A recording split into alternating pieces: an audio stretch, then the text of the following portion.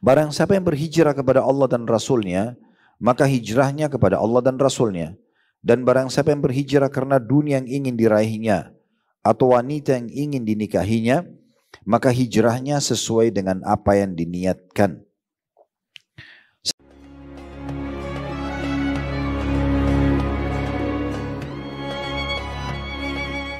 Assalamualaikum warahmatullahi wabarakatuh. Alhamdulillah, wassalatu wassalamu ala rasulillah. Segala puji dan puja kehadirat Allah subhanahu wa ta'ala, juga salawat dan taslim kepada Nabi besar Muhammad sallallahu alaihi wa ala alihi wa sahbihi wasallam. Pada kesempatan ini tentunya ini pertemuan perdana untuk membedah salah satu buku yang kita harapkan bisa menambah keimanan kita dan juga lebih banyak mempelajari hadis-hadis Nabi sallallahu alaihi wasallam. Sebuah karya ilmiah yang sangat baik sebenarnya. Buku ini ringkasan dari sebuah buku yang sangat besar, ya, dan menjadi rujukan umumnya kaum muslimin, yaitu Al-Jami' Al-Ulum wal-Hikam yang ditulis oleh Ibnu Rajab rahimahullah. Al-Jami' artinya gabungan, Al-Ulum wal-Hikam ilmu-ilmu dan juga hikmah-hikmah. Dan di dalamnya berbagai macam pesan-pesan secara keimanan yang disampaikan oleh Ibnu Rajab rahimahullah berhubungan dengan masalah penambahan keimanan, kemudian hal-hal yang merusak keimanan, kisah tentang orang-orang saleh, dan cukup banyak hal-hal yang dibahas oleh beliau dalam buku yang sangat besar. Nah, buku kita ini adalah buku mukhtasarnya atau meringkas daripada buku itu. Dan buku ini disusun oleh Muhammad bin Sulaiman Al-Muhanna, atau ini tepatnya sebenarnya sih diberikan kata sambutan, ya. Tapi buku ini diambil dari intinya Al-Jami' Ulum wal Hikam. Ibnu Rajab sendiri, penulis buku, itu ada biografi di buku ini. Bagi Bapak Ibu yang sudah punya buku, alhamdulillah. Kalau yang belum punya bukunya nanti bisa dimiliki. Karena kita akan membahas 50 buah hadis satu demi satu ke depannya sampai buku ini selesai. Walaupun buku ini kelihatannya besar, tapi sebenarnya tidak terlalu banyak, ya. Karena urutan hadis yang 50 ini adalah hadis-hadis pilihan saja yang diangkat dalam bahasan ini. Ibnu Rajab sendiri ada terjemahannya tentunya di halaman 9. Beliau adalah seorang imam al-hafidh al-faqih, ya, yang artinya seorang yang terkenal hafalannya sangat bagus dan seorang yang faqih, ya, dan menguasai banyak sekali bidang ilmu dalam agama. Dan nama lengkapnya adalah Abdurrahman bin Ahmad bin Rajab al-Baghdadi ad-Damishki atau ad-Dimishki dan al-Hambali. Artinya al-Baghdadi ini dari kota Baghdad di Irak. Kemudian ad-Dimishki ini dari Damaskus, ibu kota Syria. Berarti biasanya kalau ditulis seperti ini Bapak Ibu sekalian dalam biografi orang-orang terdahulu sebelum kita, beliau pernah hidup di dua kota ini. Dan dua kota ini termasuk kota ilmu di masa dulu. Dan Al-Hambali maksudnya mazhabnya. Beliau bermazhab Hambali, mengikuti Imam Ahmad. Karena ada 4 mazhab yang masyhur diikuti oleh kaum muslimin di muka bumi ini. Mazhabnya Abu Hanifah rahimahullah yang dikenal dengan Hanafiyah. Mayoritasnya sebenarnya sih yang menganut mazhab ini adalah teman-teman kita di India, di Pakistan, dan wilayah-wilayah yang banyak tersebar kaum muslimin dari Pakistan. Seperti contoh di Korea, di Jepang, ya umumnya biasa karena mayoritas muslim yang ada di sana itu adalah orang-orang dari wilayah ini. Kemudian ada mazhabnya Imam Malik yang dikenal dengan Malikiyah, dan Imam Malik ini umumnya, ya, orang-orang yang ikuti mazhabnya di Afrika. Kemudian ada Imam Syafi'i rahimahullah yang dikenal dengan mazhab Syafi'iyah. Ini berada di Asia Tenggara, termasuk kita di Indonesia. Walaupun ada di wilayah-wilayah ini masih ada mazhab-mazhab yang berbeda, tetapi ini mayoritasnya. Dan tinggal Imam Ahmad yaitu Hambali yang dikenal dengan mazhab Hanabilah, itu ada di wilayah Timur Tengah. Di wilayah Timur Tengah atau umumnya negara-negara Arab menganut mazhab ini. Jadi orang-orang kalau mengikuti mazhab tertentu biasanya ditaruh dalam gelar nama terakhirnya Al-Hambali atau Asy-Syafi'i atau Al-Maliki, ya seperti itu, atau Al-Hanafi. Semua ini adalah gelar kena mazhabnya. Beliau salah satu ulama panutan secara keilmuan dan juga hafalan hadis. Karena beliau juga memiliki banyak sekali karya ilmiah berhubungan dengan hadis, di antaranya buku yang kita bedah ini. Walaupun hanya 50 hadis tapi sangat dalam rincian dan bahasan di dalamnya. Beliau juga terkenal orang yang sangat zuhud, penulis buku ini. Artinya mendahulukan dunia dari akhirat dan bukan meninggalkan dunia. Ini juga perlu kita luruskan dari definisi zuhud, karena sebagian orang menganggap dirinya kalau zuhud di dunia, maka dia berarti meninggalkan semua kenikmatan dunia. Itu tidak benar. Tetapi zuhud adalah tetap menikmati dunia, tetapi mendahulukan akhirat. Landasan hukumnya adalah surah Al-Qasas, surah nomor 28, di ayat 77. Allah berfirman, "Wabtagi fima ataqallahu daral akhirah wa la tansa nasibaka minad dunya." Kejarlah apa yang Allah janjikan untukmu di akhirat nanti, jangan lupakan bagianmu dari dunia. Kemudian beliau pandai memberikan pencerahan, maksudnya dalam retorika penyampaian ceramahnya itu sangat bagus, dan juga beliau ya ahli dalam bidang karya tulis.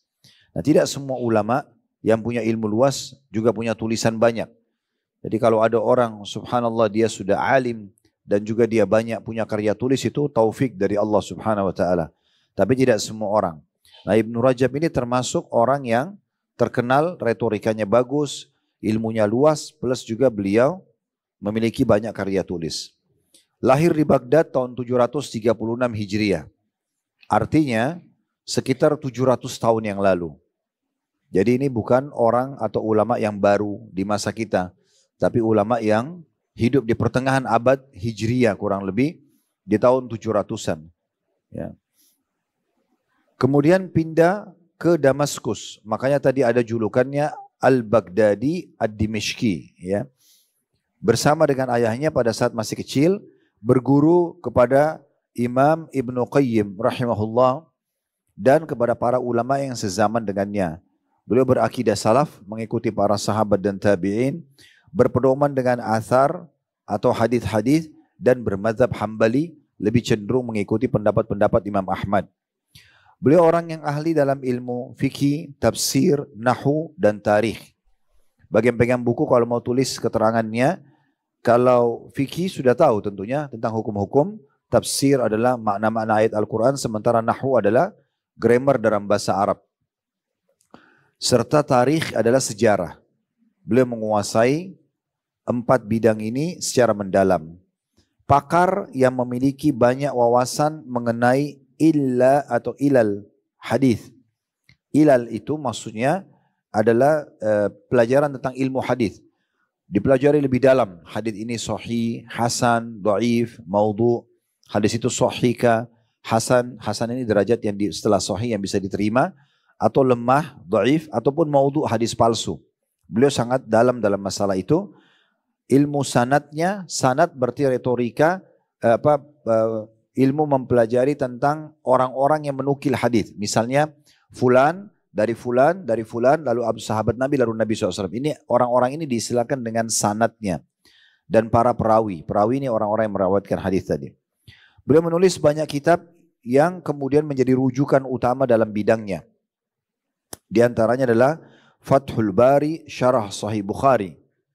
Fathul Bari, kalau Bapak Ibu sering dengar Sahih Bukhari ya, diriwayatkan oleh Bukhari dianggap hadis sahih, maka ada syarahnya, buku yang diterbitkan khusus untuk menjelaskan makna-makna hadis Sahih Bukhari.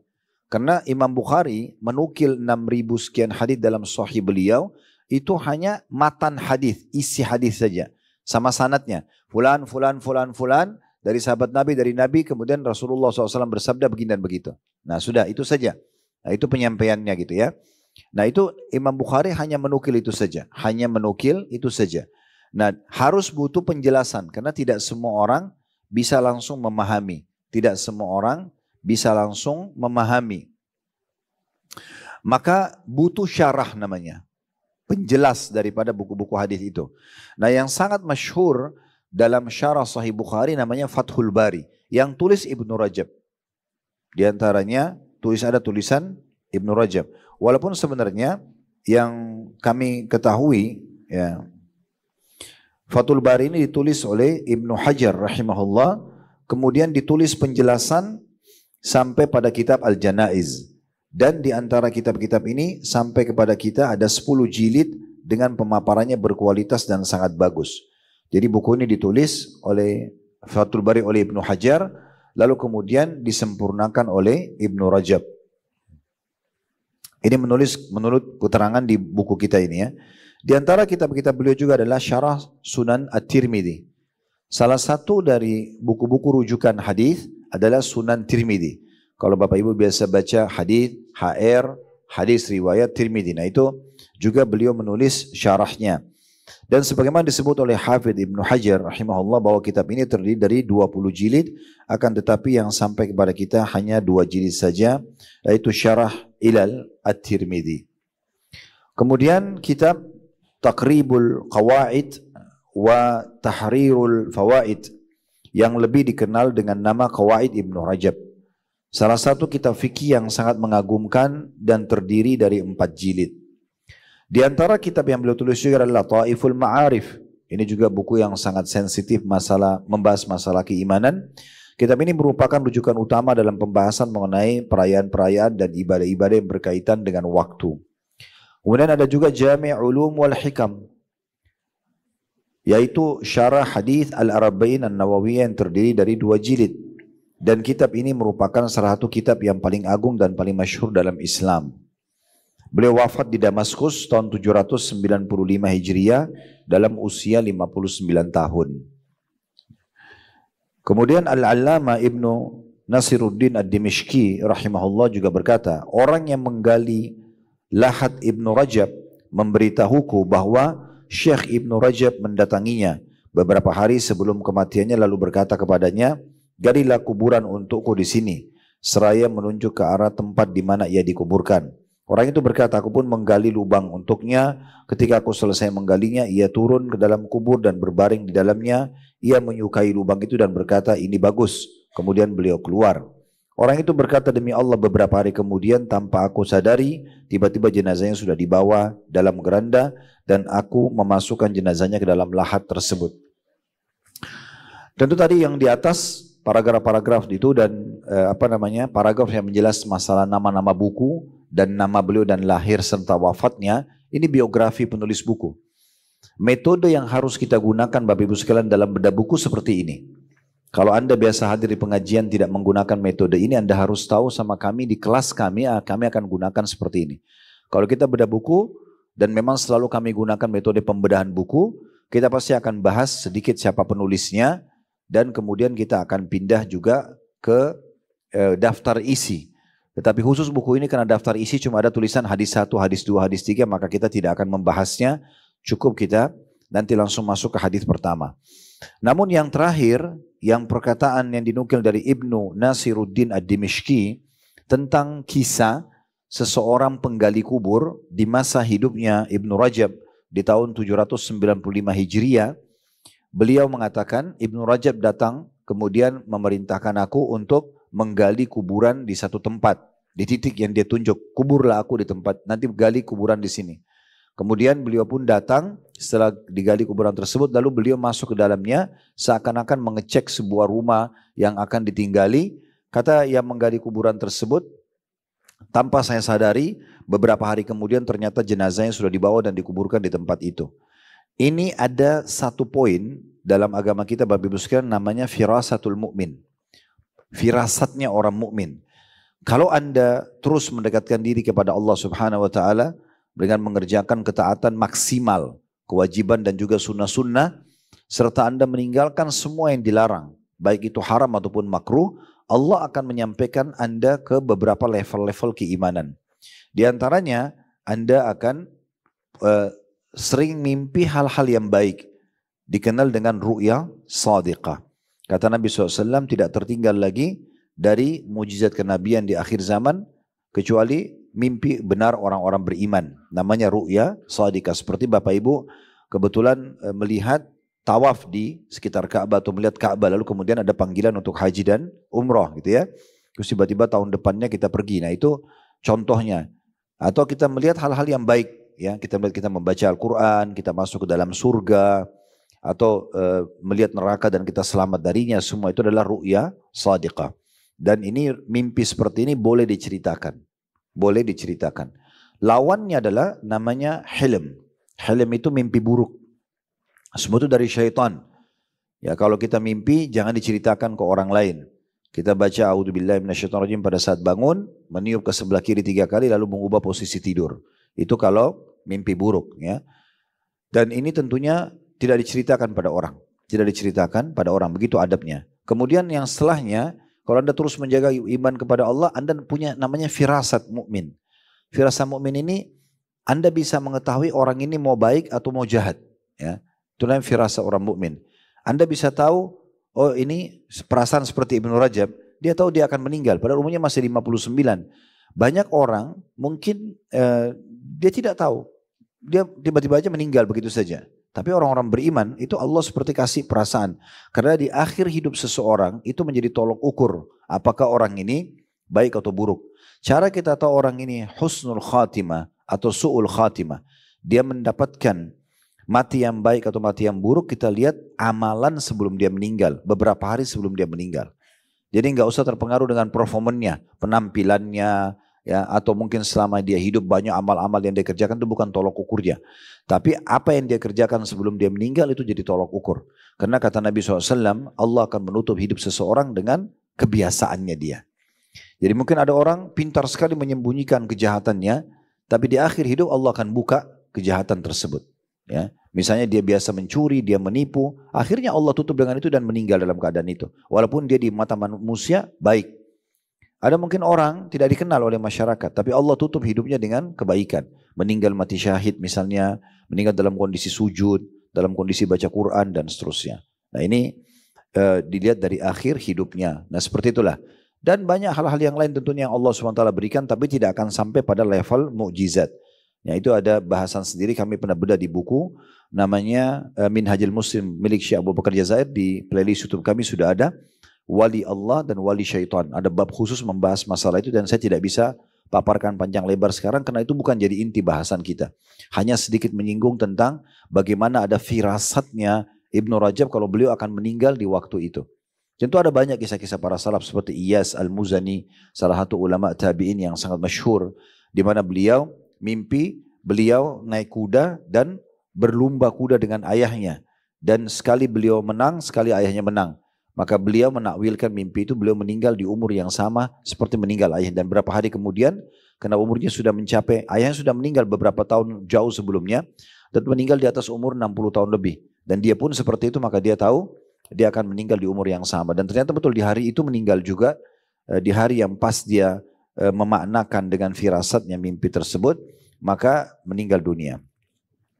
Baik, sekarang kita akan masuk ke hadis pertama yang diangkat oleh Ibnu Rajab rahimahullah dalam buku kita ini, dan metode yang kami gunakan Bapak Ibu sekalian dalam menjelaskan hadis demi hadis dari 50 hadis ini adalah ilmunya, hikmahnya.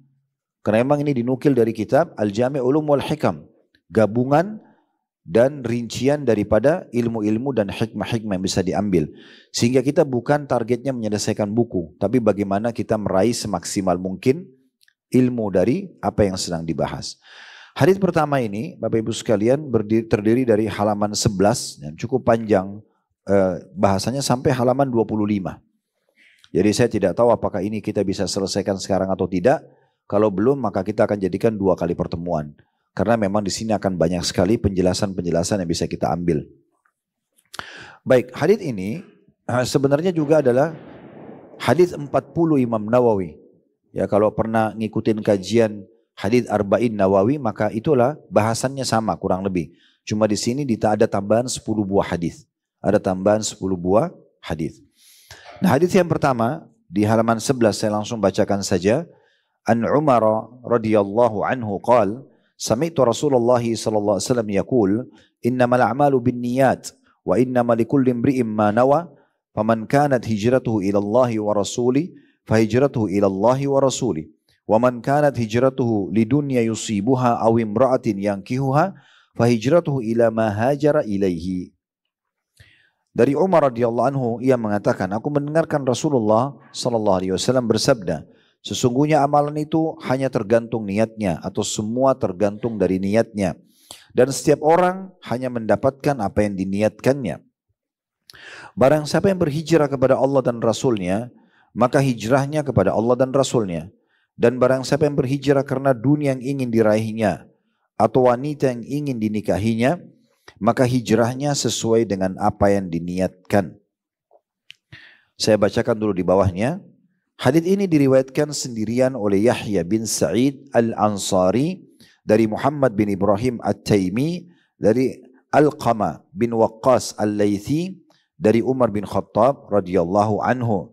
Hadis ini tidak memiliki jalur riwayat yang sahih selain jalur ini, sebagaimana dikatakan oleh Ali Al-Madini dan selainnya.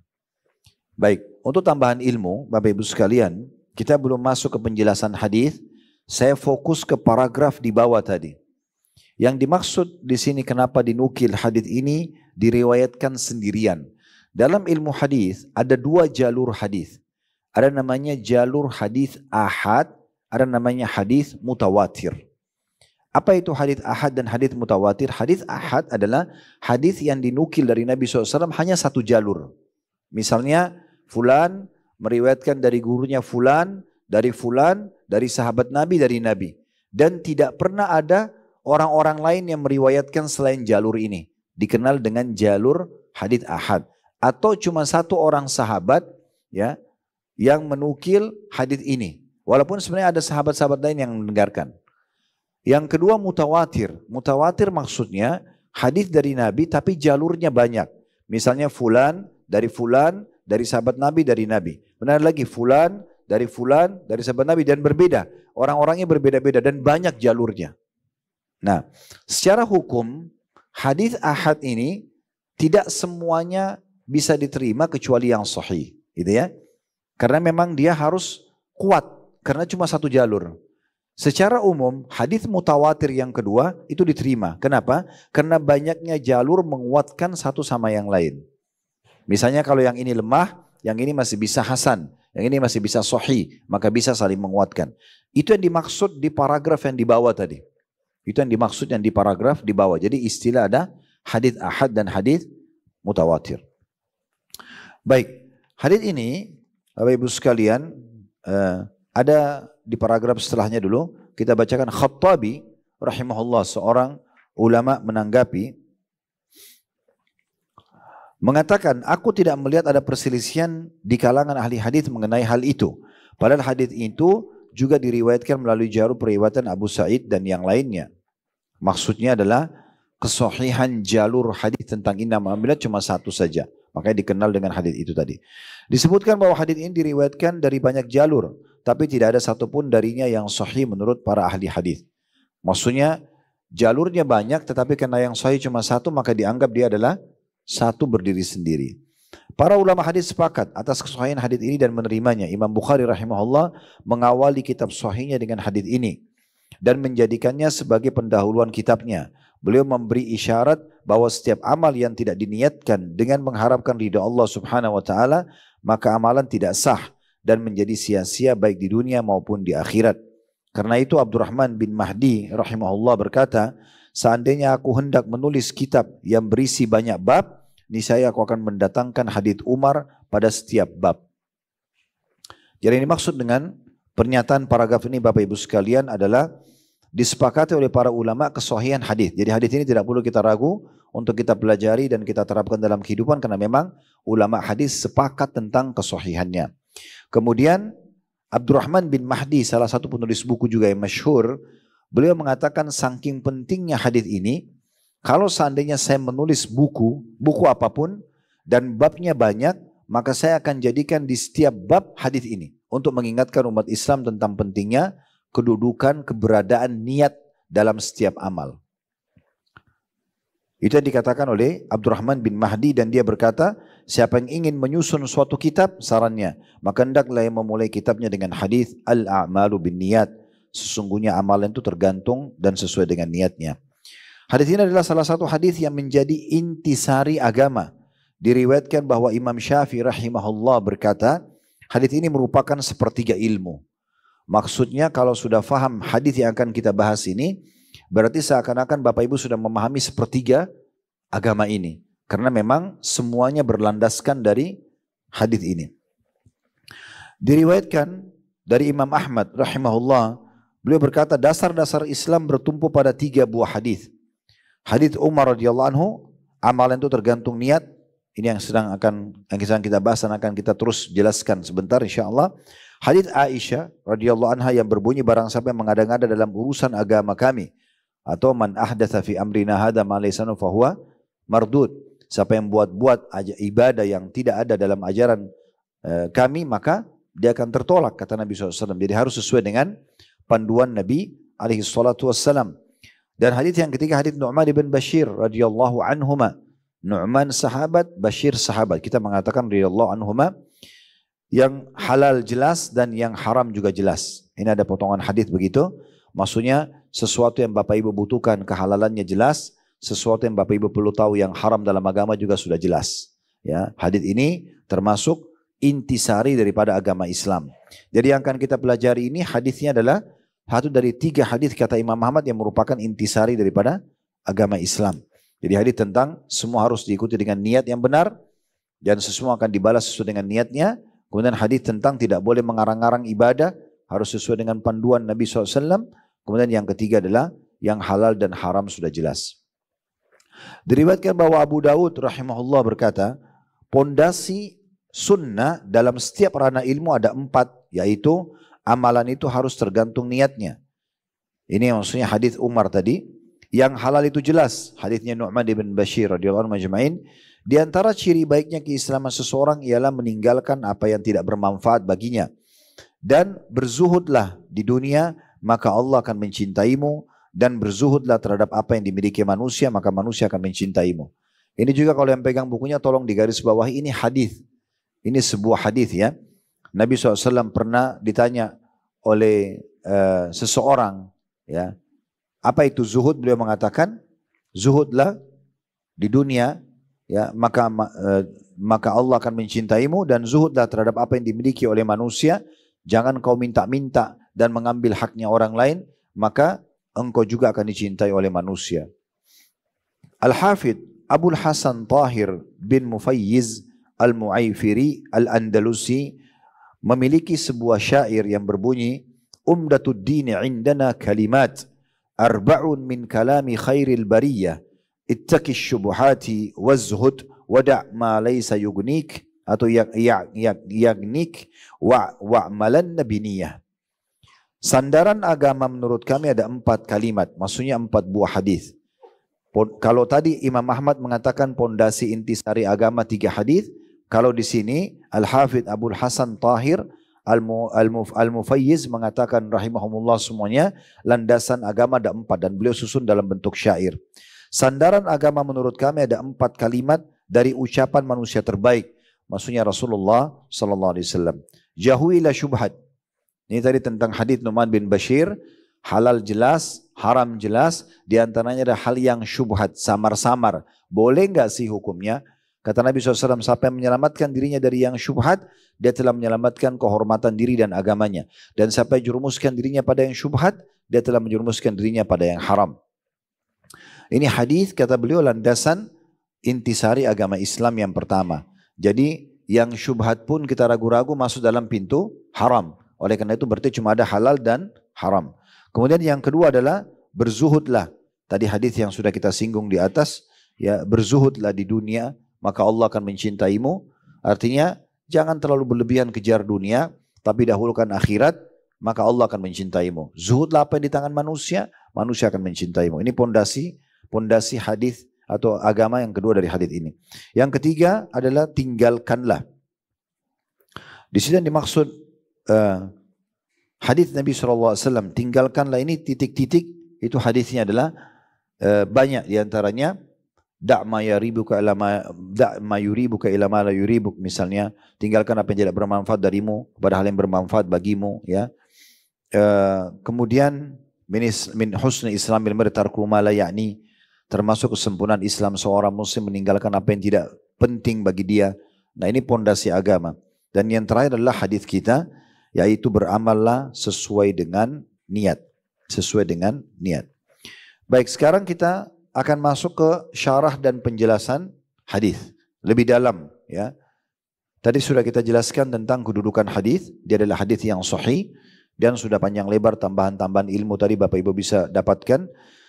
Sekarang kita masuk ke potongan hadis innamal a'malu binniyat. Yang artinya sesungguhnya amalan itu hanyalah tergantung niatnya atau semua tergantung niatnya. Dalam riwayat lain, al-a'malu binniyat. Amalan itu tergantung daripada niatnya. Kedua riwayat ini menunjukkan hasr atau pembatasan sebagaimana menurut pendapat yang benar.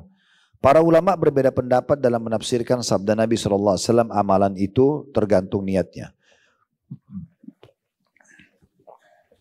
Kebanyakan ulama mutaakhirin yang pegang buku usahakan punya pulpen ya. Karena kalau beda buku begini harus ada orat-oretnya. Penuntut ilmu yang benar itu bukunya banyak tulisannya. Kalau bukunya masih baru terus, berarti itu cuma model ya.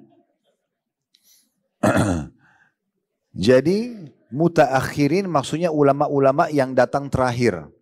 Ulama-ulama yang datang terakhir ya.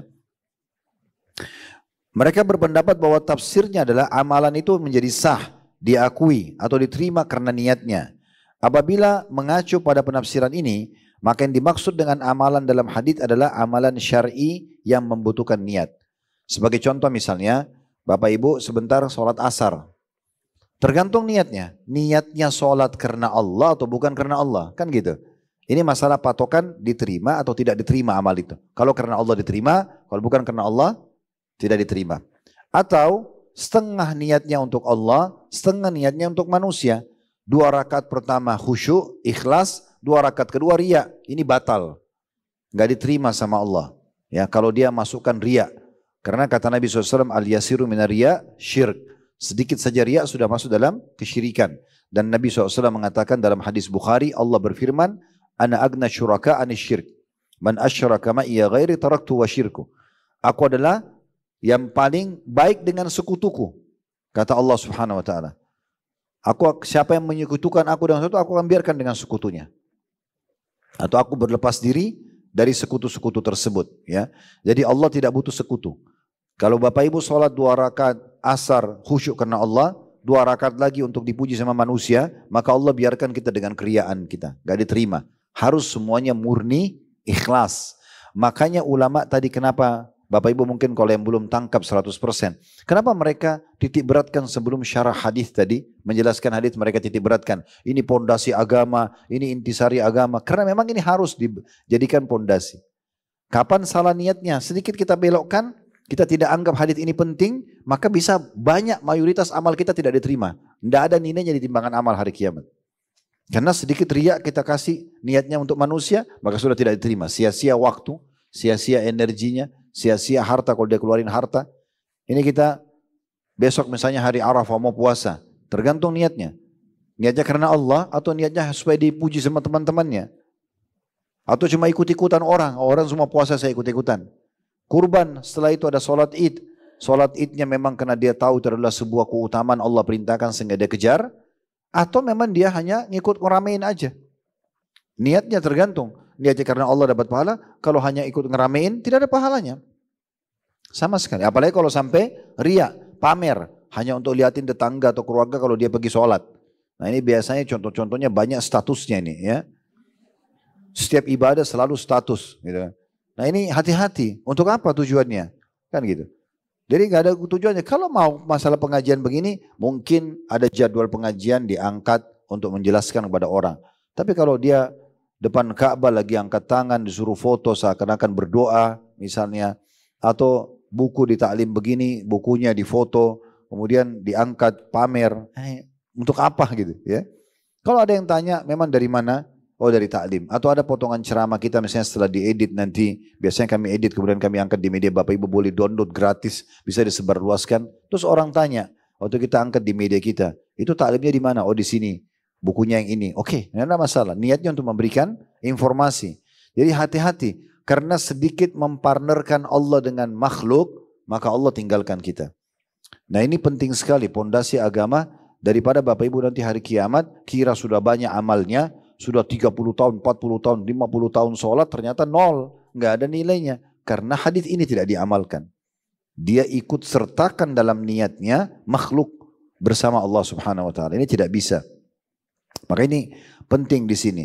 Makanya di sini kebanyakan ulama mutaakhirin, ulama-ulama yang hidup di masa kita sekarang berpendapat bahwa tafsirnya adalah amalan itu menjadi sah, diakui atau diterima karena niatnya. Apabila mengacu pada penafsiran ini, maka yang dimaksud dengan amalan dalam hadis adalah amalan syar'i yang membutuhkan niat. Dan semua harus ada niatnya ya. Orang kalau sholat hanya masuk saja karena mau tahu gerakannya, niatnya itu, berarti tidak ada pahalanya. Orang kalau sholat karena tahu itu perintah agama baru dapat pahalanya. Nah seperti itulah. Sedangkan sebagian ulama lainnya berpendapat bahwa amalan yang dimaksud dalam hadis ini adalah setiap amal perbuatan secara umum tanpa mengkhususkan suatu amalan pun. Apabila mengacu pada pendapat ini, maka bisa dikatakan penafsirannya menjadi amalan itu terjadi karena adanya niat. Ya. Dan bisa jadi tafsir dari sabda Nabi SAW, amalan itu hanya tergantung niatnya, adalah bahwa setiap amalan baik yang buruk maupun yang baik, yang tertolak maupun diterima, yang akan diberi ganjaran pahala ataupun tidak diberi ganjaran, semuanya tergantung niatnya. Ya. Dan tentunya kalau kita lihat dari dua pendapat ini, yang paling tepat sebenarnya yang global adalah pendapat yang kedua. Artinya semua, nah sebab nanti kita lihat makna hadis ini dalam sekali. Kalau kita bahas, dia akan masuk kepada semua lininya, ya. Jadi orang niat baik atau niat buruk, ya, niat baik atau niat buruk. Karena hadis ini termasuk hadis yang punya sebab, ya, atau dikenal dengan sababul wurud namanya, sababul wurud, sebab disebutkannya hadis, ya, sebab nanti kita akan pelajari insyaallah ke depannya. Jadi tidak seperti kalau ayat Al-Quran Bapak Ibu sekalian kan ada namanya sababun nuzul, sebab turunnya ayat. Itu penting kita ketahui ya, kalau ayat itu punya sebab turun atau sababun nuzul, biasanya kalau di buku-buku tafsir atau di Quran terjemahan ditulis, ini sababun nuzulnya atau sebab turunnya ini. Itu perlu kita ketahui karena kita jadi lebih paham ayat itu karena ada kasus yang sedang terjadi. Tapi tidak semua ayat Al-Quran ada sababun nuzulnya. Nah dalam ilmu hadis ada namanya sababul wurud, sebab disebutkan hadis. Tidak semua hadis ada sababul wurud, tapi ini diantara hadis ada sababul wurudnya. Ya, dikarenakan ada sahabat dua orang yang hijrah ke Madinah dari Mekah, dua-duanya ini ngomong di jalanan. Yang satu ngomong begini, saya kalau ke Madinah nanti mau menikahi seorang wanita yang terkenal wanita itu begini dan begitu, punya kelebihan gitu ya. Jadi dia waktu itu hijrah dari Mekah ke Madinah Bapak Ibu sekalian hukumnya wajib, bukan pilihan. Waktu itu hukumnya wajib. Maka sahabat-sahabat hijrah, artinya kita tidak bilang kalau tidak hijrah kecuali orang yang lemah, orang yang betul-betul tidak punya kemampuan kayak para wanita, orang tua, orang yang sakit, anak-anak, itu nggak kena hukum dosa. Tapi orang laki-laki yang sehat, perempuan yang sehat tidak boleh kecuali harus hijrah. Nah waktu mereka hijrah, dua orang ini ngobrol, yang satu bilang, nanti saya kalau tiba di Madinah saya akan nikahi wanita yang bernama Indan itu. Disebutkanlah ciri-cirinya. Yang satu lagi bilang, saya nanti kalau hijrah ke Madinah, saya akan mulai bisnis saya. Nah waktu mendengar ini Nabi SAW sebutkan hadis ini. Innamal a'malu binniyat. Semua sesuai dengan niatnya. Wa innamal likulli imri'in ma nawa. Seseorang akan dibalas sesuai dengan niatnya. Wa man kana hijratuhu ilallahi wa rasuli. Siapa yang hijrah karena Allah dan Rasulnya, fa hijratuhu ilallahi wa rasuli. Dia akan mendapatkan pahala hijrah itu. Ke Madinah karena perintah Allah dan Rasulnya. Bukan karena mau nikah, bukan karena mau usaha. Harus karena perintah Allah dan Rasulnya. Ke ta'lim ini karena perintah agama. Bukan karena hanya sekedar ajakan teman. Bukan hanya karena testimoni, coba-coba. Ini niatnya beda. Beda niat saja beda pahala semuanya. Kan itu. Terus Nabi SAW mengatakan, ini dalam lafaz hadis tadi yang kita bacakan. Faman kana hijratuhu ila dunya yusibuha. Siapa yang hijrah kepada dunia ya. Waman kanat hijratu di dunia yusibuha, siapa yang hijrah karena mau dunia yang dia kejar, tadi yang satu sahabat bilang, saya kalau ke Madinah mau bisnis, aw imra'atin yang kihuha, atau wanita yang dia nikahi. Karena yang kedua tadi bilang, atau yang pertama tadi bilang, saya mau ke Madinah menikah sama itu, wanita itu fahijratu ila mahajarai, maka hijrahnya hanya mendapatkan apa yang dia inginkan. Hanya mendapatkan apa yang dia dapat dari urusan dunianya. Kalau datang ke majelis ini karena mau ketemu sama partner bisnisnya, dia dapat nanti, tapi nggak ada pahalanya. Hilang pahalanya gitu ya. Makanya di sini harus diluruskan semuanya. Ini hadis termasuk yang punya sababul wurud atau sebab penyebutan hadis. Jadi kita perlu tahu supaya faham. Karena kalau Bapak Ibu baca lafaz hadis ini tadi, siapa yang hijrahnya kepada dunia yang dia kejar atau wanita yang dia mau nikahi, maka hijrahnya sesuai dengan dia niatkan. Kalau kita tidak tahu tadi ceritanya, maka mungkin kita tidak terlalu faham maknanya. Tapi karena kita tahu ternyata ada orang yang ngobrol begini, dan karena mereka niat hijrah itu tidak dapat pahala hijrah, pahala yang dijanjikan dari hijrah yang besar. Ya, kalau Bapak Ibu tanya, Ustaz memang pahalanya orang hijrah itu apa? Bapak Ibu bisa baca dalam surah An-Nisa, surah nomor 4 ayat 100. Ini tentang salah satu keutamaan hijrah. Selain sekian banyak keutamaan hijrah. Ya, Allah berfirman, "Wa man yuhajir fi sabilillah yajid fil ardi muragaman katsiran wa sa'a." Ya, al-ayah yang artinya An-Nisa ayat 100, siapa yang hijrah karena Allah, ya, maka dia akan mendapatkan dua hal di muka bumi, muragaman dan sa'a. Muragaman itu kelapangan rezeki, kelapangan negeri, ya. Wa sa'a, dan juga luasnya peluang-peluang usaha. Ya, sebenarnya lebih kepada ketenangan jiwa, pada rezeki, itu salah satu yang dijanjikan kalau orang hijrah. Dan hijrah memiliki dua makna. Ada hijrah yang sifatnya hissi dan ada maknawi. Kalau hissi itu fisik, Bapak Ibu sekalian. Hijrah fisik itu seperti Anda sedang berada di satu negara kafir, tidak bisa ibadah, Anda wajib hijrah secara fisik langsung pindah ke negara muslim. Seperti kejadian para sahabat di Mekah waktu itu, mereka tidak bisa ibadah, disiksa oleh orang-orang kafir Quraisy, maka mereka waktu dapat tempat hijrah Madinah mereka wajib pindah. Ini berlaku sampai sepanjang masa, ya, kalau selain Mekah. Karena Mekah sudah selesai, itu hijrahnya wajib pada waktu itu saja. Makanya Nabi SAW mengatakan la hijrah ba'dal fath. Tidak ada hijrah setelah pembebasan kota Mekah. Dari Mekah ke Madinah. Tapi dari wilayah-wilayah yang kita tertindas, nggak bisa kita ibadah, wajib pindah fisik, ya. Itu hijrah hissi namanya. Kalau hijrah maknawi yang kedua, kita hijrah menjalankan hadis Nabi SAW, al-muhajiru man hajara manahallahu anhu.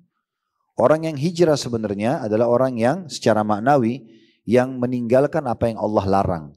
Nah, seperti misalnya Anda dari keadaan terpuruk secara keimanan dulu, sekarang Anda pindah karena sudah mulai dengar pengajian, udah deh, saya mulai tutup aurat, saya mulai mengerjakan perintah-perintah, saya meninggalkan larangan, maka itu juga namanya hijrah. Jadi sudah benar orang kalau sudah mulai berubah performanya, dia mengatakan saya sudah hijrah, itu benar. Makna hijrah secara maknawi gitu ya. Kadang-kadang kita harus menggabungkan keduanya.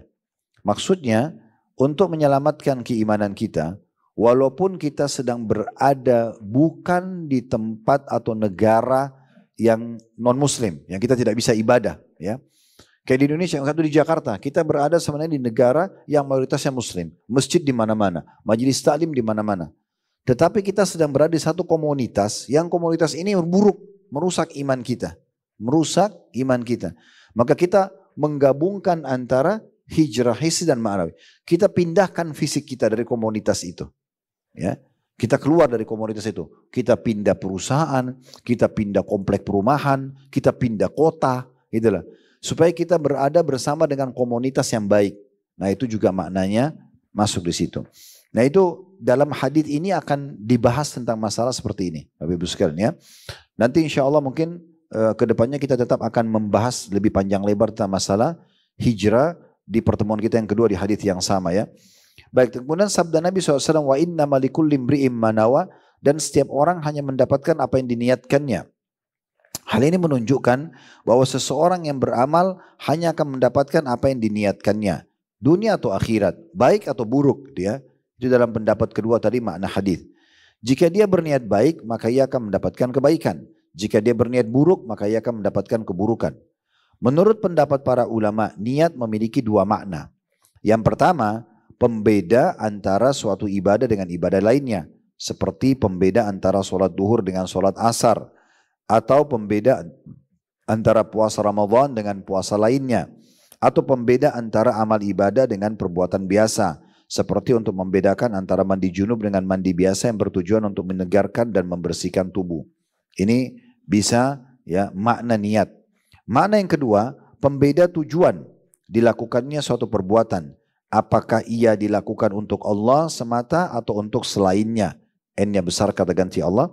Ataukah untuk Allah dan selainnya? Niat dengan makna inilah yang banyak dibahas oleh ulama salaf terdahulu. Niat dengan makna ini pula yang banyak disebutkan dalam Al-Quran tanpa menggunakan kata niat, yaitu menggunakan kata-kata yang memiliki makna mendekatinya.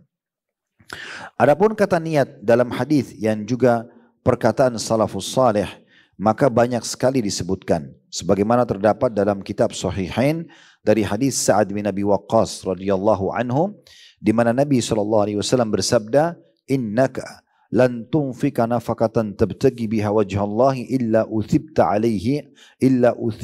alaiha hatta luqmata taj'aluha fi imra'atik. Tidaklah engkau memberikan sedekah demi mendapatkan ridha Allah, melainkan engkau akan diberi pahala karenanya, bahkan makanan yang engkau suapkan ke mulut istrimu. Makna dari apa yang kita bacakan tadi Bapak Ibu sekalian adalah bagaimana seseorang akan mendapatkan sesuai dengan niatnya, apa yang dia niatkan. Kalau dia niatkan karena Allah, sekecil apapun perbuatan itu akan kita dapatkan pahalanya. Semua yang diinfakkan sebagai contoh hadis tadi ini, mau itu sepotong roti, mau itu hanya wadahnya, sendok atau garpu, piring, gelas, seteguk air, pakaian, apa saja. Kalau itu diniatkan karena Allah, maka akan mendapatkan sesuai dengan niatnya. Kalau diniatkan hanya sekedar pamer dan segala macam, sebagaimana kita jelaskan tadi, maka dia juga akan dapatkan sesuai dengan niatnya. Ya.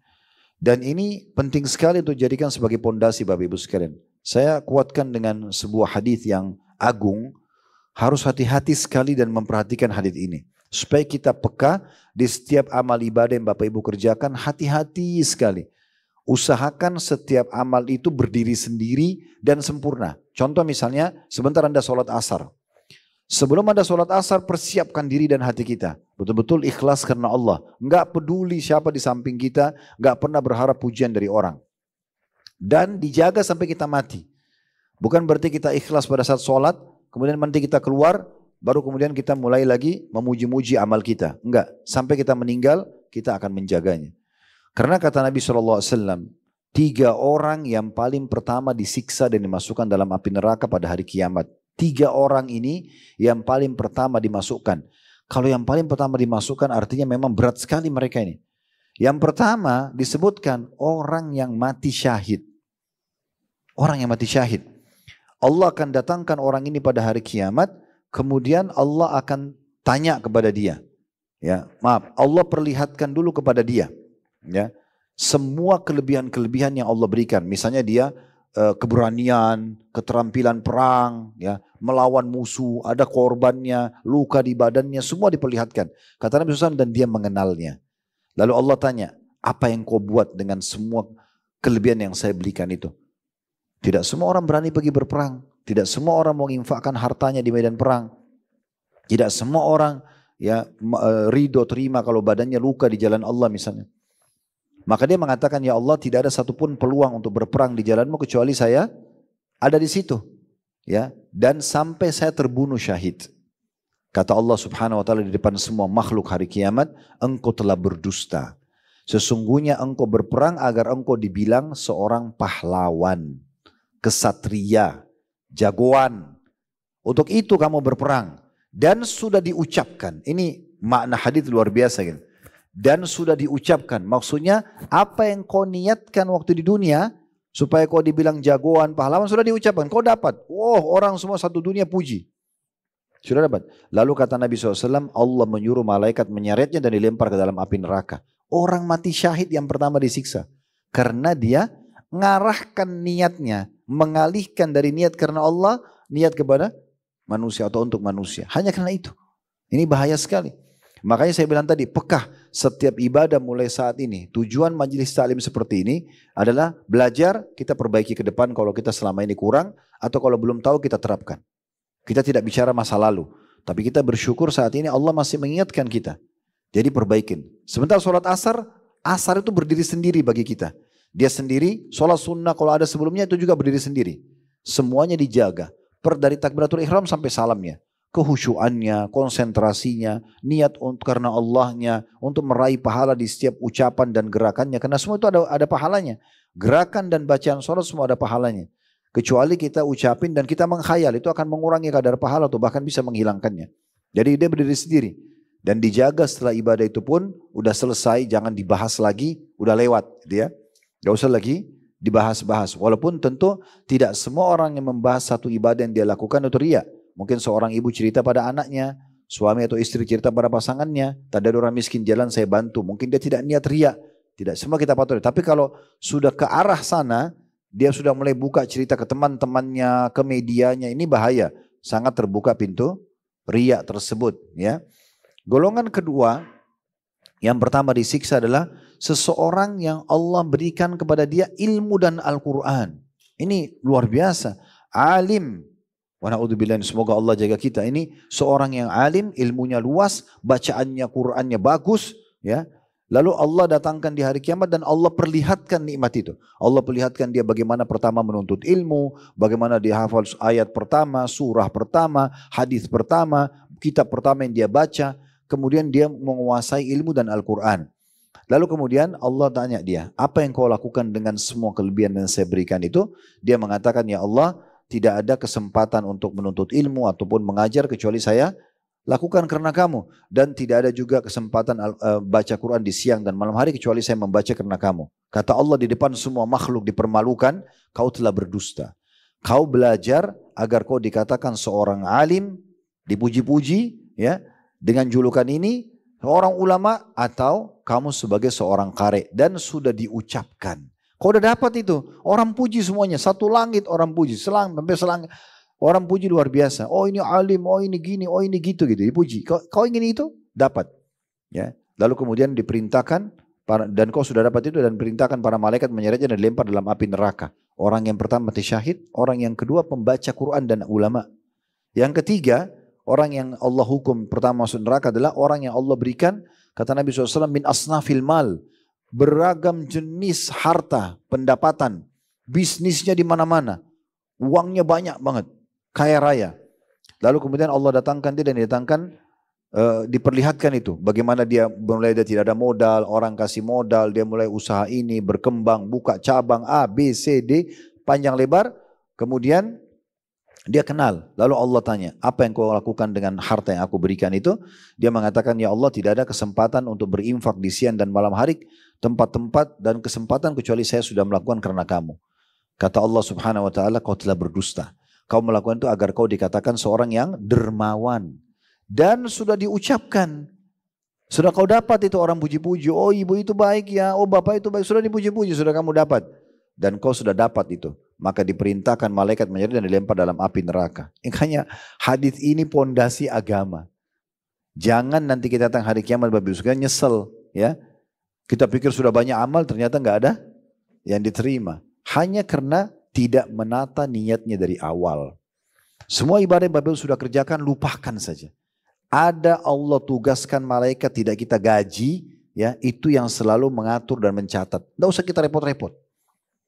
Dan subhanallah, sebagian ulama mengatakan, siapapun yang menjaga amalnya, dia tidak ceritakan di masa hidupnya, maka Allah akan membuka setelah dia mati. Untuk menjadi pelajaran bagi manusia dan menambah pahala dia. Oh si fulan dulu itu puasa Senin Kamis, oh si fulan itu begini dan begitu. Orang jadi nukil apa yang dia buat tanpa dia cerita. Karena keikhlasan. Salah satu ciri keikhlasan seseorang itu dinukil amal-amal dia setelah dia meninggal. Jadi bahan cerita. Cerita tentang para sahabat Nabi sekarang, si fulan begini, si fulan begitu, tabi'in, tabi'in, kita banyak nukil kisah, termasuk Ibnu Rajab sendiri, beliau sudah meninggal, sekarang bukunya kita bahas setelah 700 tahun lebih meninggal, gitu kan. Nah ini menandakan ciri-ciri keikhlasan seperti itu. Makanya Imam Malik rahimahullah, waktu beliau menulis buku namanya Kitab Muwatta, buku-buku hadis yang beliau ajarkan. Imam Malik gurunya Imam Syafi'i. Beliau menulis sebuah buku, kemudian beliau memberikan nama Muwatta. Waktu mendengar itu, orang-orang yang sezaman dengan beliau, yang dianggap di masyarakat level ilmunya sama, itu menulis buku hadis namakan juga Muwatta. Karena Imam Malik tulis kitab Muwatta. Murid-murid Imam Malik lalu datang mengatakan, wahai Imam, semua orang-orang yang selevel dengan Anda, terkenal di masyarakat, seorang alim juga, menulis buku hadis mengikuti Anda dan menamakan juga Muwatta. Seakan-akan mau bersaing sama Imam Malik. Maka beliau mengucapkan kata-kata yang terus ulama nukil sebagai sebuah pelajaran. Beliau mengatakan, makana dillahi fahuwa baq. Semua yang dilakukan karena Allah pasti kekal. Ternyata subhanallah sampai hari ini kata ulama, dari sekian banyak Muwatta yang ditulis waktu itu cuma Muwatta Imam Malik yang tertinggal. Yang lain semua hilang entah kemana. Jadi memang yang karena Allah itu akan kekal. Sampai di akhirat nanti akan kita bawa pahalanya. Selanjutnya dikatakan, diriwayatkan bahwa Zubaid Al-Yami berkata, sungguh aku benar-benar menyukai bila aku dapat meniatkan kebaikan dalam setiap perbuatanku, bahkan walaupun dalam urusan makan dan minum. Karena hadis ini, kata Zubaid Al-Yami rahimahullah, karena hadis ini luar biasa. Kalau kita niat karena Allah, kita akan dapat pahalanya. Maka saya berharap punya niat di semua kesempatan kebaikan, bahkan dalam makan dan minum. Makan dan minum, hukum asalnya Bapak Ibu sekalian mubah. Mubah itu Bapak Ibu kerjakan, tidak ada pahala, tidak ada dosa. Ya, ditinggalkan pun sama. Gitu kan?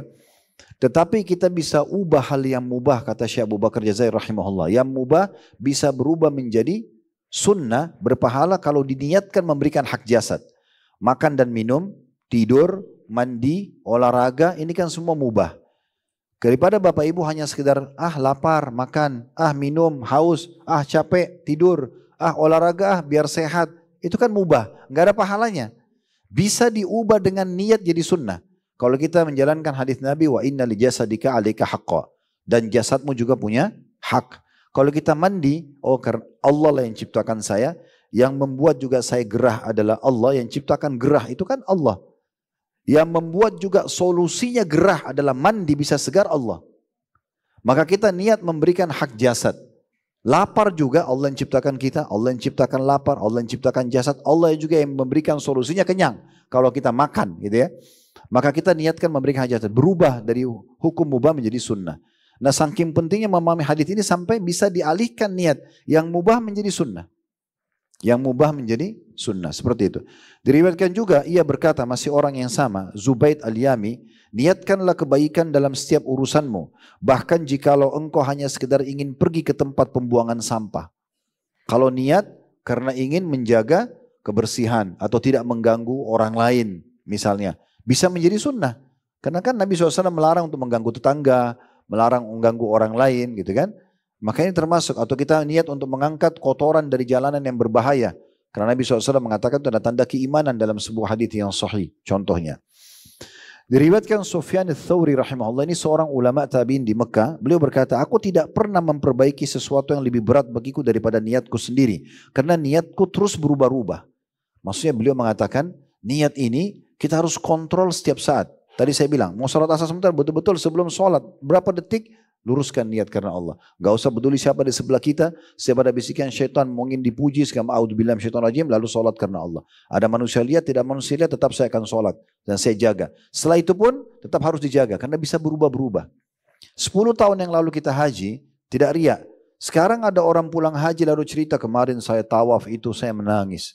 Kemarin saya itu waktu di Arafah, saya tersentuh. Kita juga waktu itu 10 tahun lalu begitu. Lalu syaitan bisikin, kau kan juga nangis waktu di Arafah dulu, cerita aja. Oh iya saya juga dulu begitu. Nah ini sudah masalah. Jadi dia bisa berubah. Makanya Sufyan Ats-Tsauri mengatakan itu yang paling berat saya jaga. Oleh karena itu kalau sudah buat amal lupain udah selesai. Gak usah lagi dikenang-kenang ya. Udah itu biar malaikat yang catat urusannya Allah. Tinggal apa ke depan yang Allah kasih kesempatan. Maaf kita tandain ya. Kita hanya sampai di halaman 17 ada tanda itu ya. Ditandain nanti kita lanjut ke depan insya Allah karena asar sudah mau masuk dan panitia masjid memang minta kita berhenti sebelum waktunya agar memberikan kesempatan jemaah untuk sholat asar ya. Jadi saya baca cuman tinggal sedikit lagi. Ibnu Mubarak berkata, Abdullah bin Mubarak maksudnya seorang ulama tabi'in juga rahimahullah, betapa banyak perbuatan sepele yang berubah menjadi besar karena niat. Dan berapa banyak perbuatan besar berubah menjadi tak berharga karena niat. Maksudnya sepele tadi, makan, minum sepele. Tapi niat karena ingin memberikan hak jasad langsung jadi pahala. Berapa banyak amal yang besar, sholat, ibadah, haji, tapi jadi tidak ada nilainya karena niatnya sudah riya, jadi berubah. Ketika Al-Fudail, maksudnya Fudail bin Iyad rahimahullah, yang punya buku ditulis tambahan namanya Fudail Ibn Iyad namanya. Ini sahabat dekatnya Abdullah bin Mubarak yang tadi ditulis di atas Ibnu Mubarak. Ketika menjelaskan firman Allah SWT, liyabluwakum ayyukum ahsanu amala, untuk menguji siapa di antara kamu yang paling baik amalnya. Surah Al-Mulk ayat 2, dia berkata, yang paling ikhlas dan yang paling benar. Allah menguji kita dan akan memberikan maksimal balasan siapa yang paling ikhlas, tidak cukup di situ, dan paling benar. Benar karena mengikuti Rasulullah SAW. Jadi tidak akan ada salahnya. Beliau juga menjelaskan amal ibadah yang dikerjakan dengan ikhlas namun tidak benar, dia ikhlas tapi tidak mengikuti panduan, tidak mengikuti SOP, ya. Tidak ada standar operasionalnya nih. Wahyu ada, Al-Quran dan Sunnah. Tidak ngikutin itu. Walaupun dia ikhlas terus, tidak akan diterima. Ya. Dan jika amal ibadah benar, sudah ikhlas, sudah ikuti panduan, namun tidak ikhlas, riya misalnya, juga tidak diterima. Hingga amal itu yang dilakukan ikhlas dan benar, baru bisa diterima. Beliau melanjutkan, amal yang ikhlas itu adalah yang dikerjakan untuk Allah Subhanahu wa taala, dan yang benar itu adalah mengikuti tuntunan Nabi Muhammad sallallahu alaihi wasallam. Nah, ini penjelasan sebagian daripada hadis ini. Semoga bermanfaat. Subhanakallahumma bihamdika asyhadu an la ilaha illa anta astaghfiruka wa atubu ilaik. Wassalamualaikum warahmatullahi wabarakatuh.